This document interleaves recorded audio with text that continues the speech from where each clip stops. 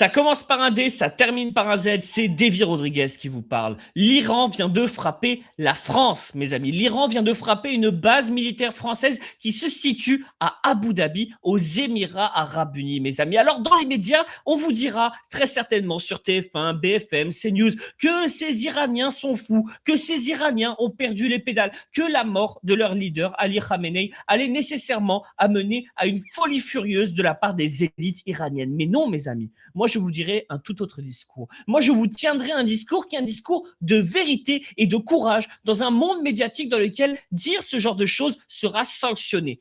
Tout cela est la conséquence de la politique étrangère française, mes amis. C'est la conséquence du suivisme aveugle de la part d'Emmanuel Macron et de toutes les élites qui nous dirigent depuis maintenant le général de Gaulle, évidemment sans compter le général de Gaulle, qui sont totalement soumises aux élites américaines, totalement soumises aux élites, mais aussi à la politique étrangère des États-Unis et d'Israël, qui décident de faire du Proche et du Moyen-Orient une zone de non-droit international, notamment où l'on ne respecte pas le principe essentiel posé par tout État, celui de la souveraineté, mes amis. Une souveraineté, finalement, que l'on ne respecte pas. On peut attaquer l'Iran et s'en prendre à Ali Khamenei, Allah yirahmou. Mais on peut aussi s'attaquer au Venezuela, aller chercher le dirigeant vénézuélien Nicolas Maduro et l'amener en justice devant je ne sais quelle cour de justice de Manhattan. On peut faire tout cela sans jamais être sanctionné, mes amis, parce que le droit international, disons-le, il n'existe pas, mes amis. Il n'existe qu'une seule chose dans ce monde, et c'est bien triste, c'est le rapport de force. Et mes amis, avant de commencer, ce rapport de force, il se construit à différentes échelles. Évidemment, nous n'atteindrons pas l'échelle d'un État. Mais mes amis, essayons déjà, sur le rapport de force médiatique, de faire quelque chose. Nous sommes 76 000 sur cette chaîne YouTube. 76 000, je pense, personnes qui, certains de droite, d'autres de gauche, partagent au moins un principe essentiel en matière internationale, c'est le respect de la souveraineté des États. Et si vous êtes de cela, et que vous n'êtes pas encore abonné à ma chaîne YouTube, c'est que vous ne me prêtez pas ce soutien qui me permettrait à moi d'engager ce rapport de force sur la scène médiatique. Et mes amis, allez en dessous de cette vidéo, démontrez que nous sommes nombreux, que nous sommes une foule nombreuse et décidée à vouloir mettre au centre de toute politique internationale la souveraineté des États. Allez en dessous, cliquez sur je m'abonne, cliquez également sur le petit pouce vers le haut. N'hésitez pas à me laisser un commentaire, mes amis. Tenez bon. Tenez bon, mes amis, tenez bon, vous êtes peut-être très seuls dans vos milieux, très seuls de votre côté, mais nous sommes 76 000 ici et je suis persuadé que des centaines de milliers et des millions ailleurs, mes amis. Tenez bon et maintenons cette ligne. Aujourd'hui, ce qui s'est passé à Abu Dhabi, ce n'est pas la solution que d'aller attaquer les Iraniens ou que d'aller rejoindre cette guerre américano-israélienne. Il faut mettre à bas cette idée selon laquelle la France ici est victime parce qu'elle ne réagit pas. On va les entendre dans les prochaines semaines ou dans les prochains jours et dans les prochaines heures dire que la France a été passive. Non, non. La France n'a pas à se mêler à ce conflit. Nous ne sommes pas ni les laquais des Américains, ni les laquais des Israéliens, mes amis. Alors voyons un peu ce qui se passe parce que c'est quelque chose d'excessivement grave. Vous voyez ici sur ces images, nous sommes dans le port de commerce de Abu Dhabi, d'accord, le port Zayed. Ce port a été frappé dans l'après-midi. Moi, je l'ai vu au tout début et je n'ai pas forcément creusé en me disant bon, bah, c'est un port commercial.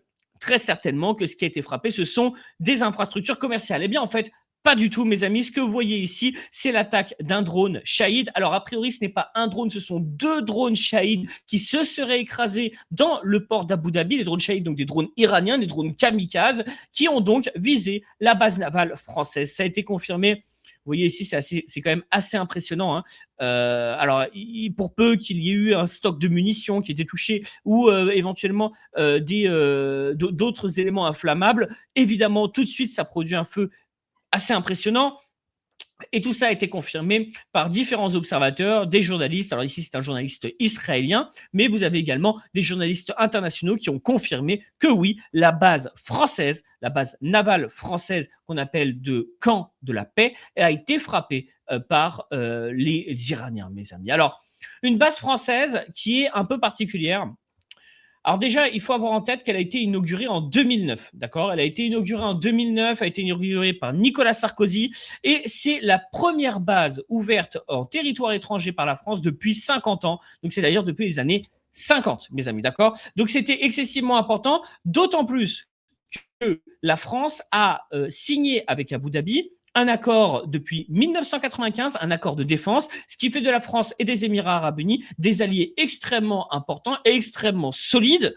Je ne sais pour quelle raison nous sommes allés nous mêler de ce genre d'affaires, mais bon. Et cette base se subdivise en 3 parties. Vous avez une base aérienne, d'accord? En fait, c'est un groupement interarmé. Vous avez donc une base interarmée avec une base aérienne qui est la base d'Al-Dafra.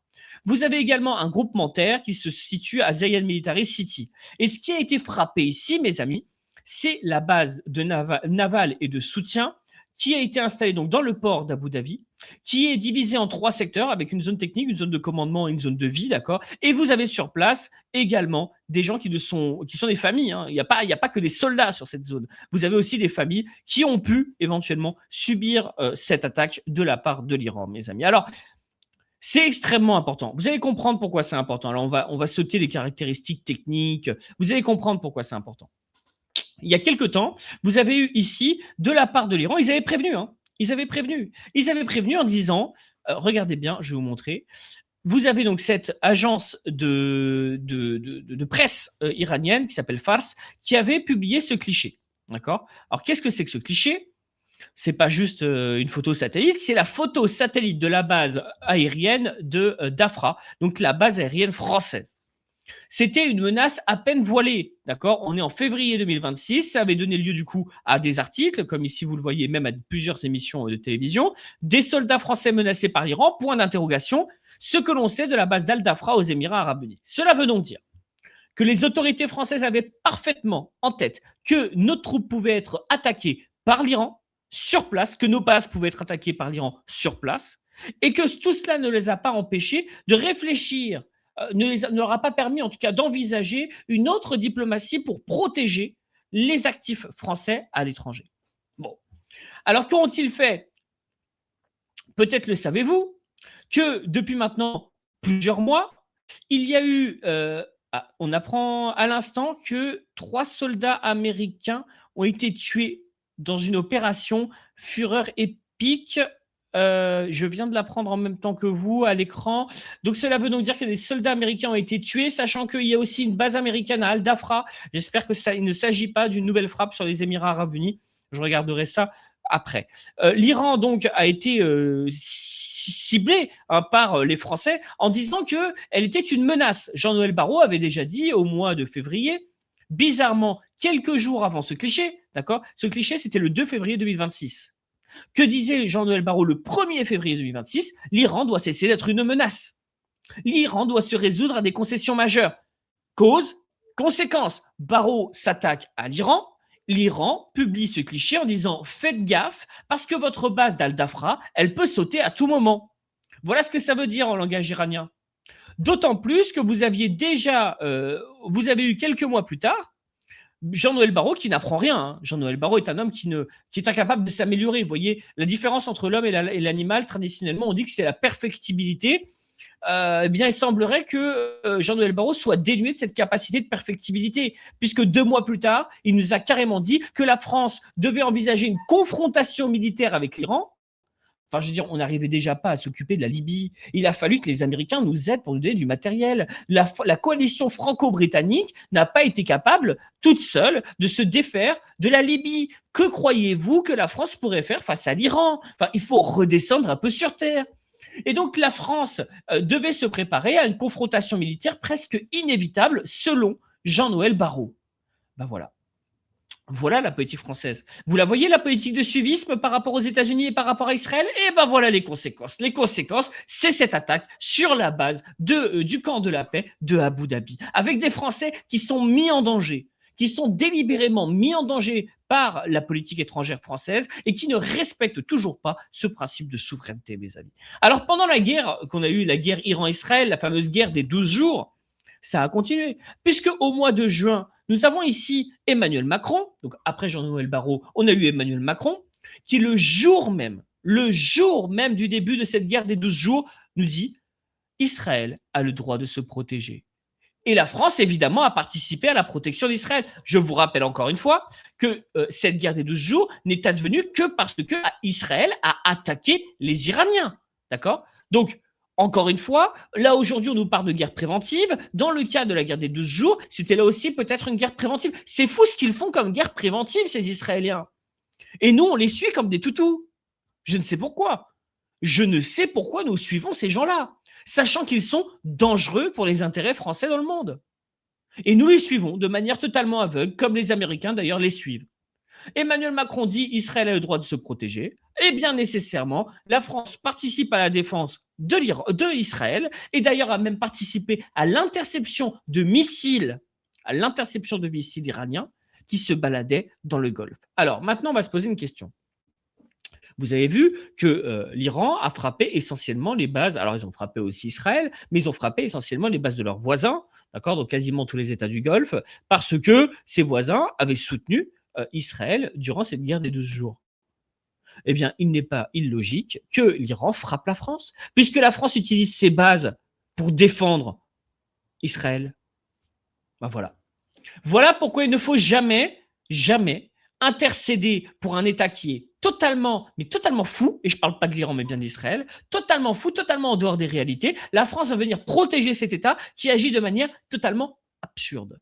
Que vous veniez soutenir un allié, qui est un allié sensé, qui se défend, qui applique des principes de droit international relativement stables, mais que vous alliez défendre l'autre dingue de Netanyahou, ben voilà les conséquences. Les conséquences, c'est que des Français sont mis en danger, que des vies françaises sont mises en danger pour défendre un État dont la politique nationale, choisie démocratiquement par les Israéliens, puisqu'on ne cesse de nous dire que c'est la seule démocratie du Moyen-Orient. Donc, ils votent constamment pour un gouvernement d'extrême droite. Pour un gouvernement d'extrême droite qui procède à l'extermination méthodique des Arabes là où ils se trouvent, c'est-à-dire notamment dans la bande de Gaza. Bien écoutez, à partir de ce moment-là, nous n'avons pas de responsabilité vis-à-vis d'un gouvernement d'extrême droite. Qu'ils prennent leurs responsabilités, qu'ils se défendent seuls. Parce que nous n'avons pas à mettre des vies françaises en danger pour ces gens-là. Et peut-être que ce principe-là devrait aussi s'appliquer aux monarchies du Golfe qui devraient réfléchir un peu avant ensuite de chouiner comme elles le font désormais en disant « Oh non, on a été attaqué !» Mais quand il s'agissait de prendre parti, vous avez pris parti. Lorsqu'il y a eu la guerre des 12 jours, vous avez pris parti pour Israël. Eh bien, assumez. Assumez. C'est la même chose. Vous voyez, ici, vous voyez que la politique étrangère, ça a des répercussions très concrètes sur les vies des Français, sur les intérêts français à l'étranger. On ne prend pas des positions, on n'écrit pas des communiqués juste pour le plaisir d'écrire des communiqués. Quand on écrit un communiqué, ça engage une nation. Eh bien, la nation française est attaquée. Pourquoi la nation française est attaquée? Parce que nous avons fait du suivisme vis-à-vis des États-Unis et d'Israël. Chacun en tirera les conséquences qu'il souhaite. D'accord, sachant que désormais on nous dit même que la France n'est ni impliquée ni prévenue dans ce qui s'est passé en Iran.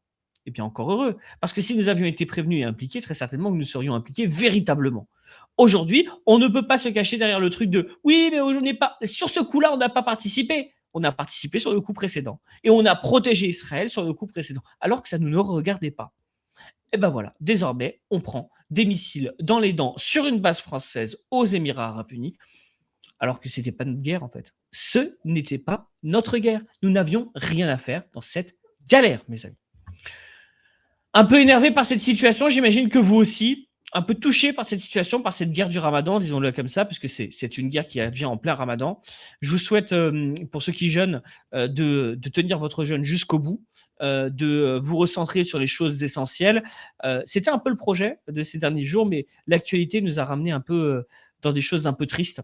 Et mon job et mon rôle, c'est de vous informer et de vous donner une autre version des choses pour que vous ne soyez pas soumis à la doxa, à l'opinion qui est l'opinion majoritaire que vous verrez sur BFM et sur CNews dans les prochaines heures en disant « Ah là là, les Iraniens sont fous ». Ils ne sont pas fous. Ils sont beaucoup plus modérés que ce que vous croyez. Le problème ici, c'est la politique étrangère française. Mais comme ces journalistes sont des serviles du pouvoir, ils n'oseront pas dire que le problème, c'est la diplomatie française. Même des diplomates du Quai d'Orsay commencent à s'en rendre compte. Même des diplomates du Quai d'Orsay. Mais bon, les médias sont toujours à peu près 10 ans ou au moins quelques heures de retard. Mes amis, en tout cas, n'hésitez pas à me soutenir pour ce travail de réinformation. Allez en dessous de cette vidéo, cliquez sur le petit pouce vers le haut, cliquez également sur « Je laisse un commentaire », vous m'écrivez un petit commentaire.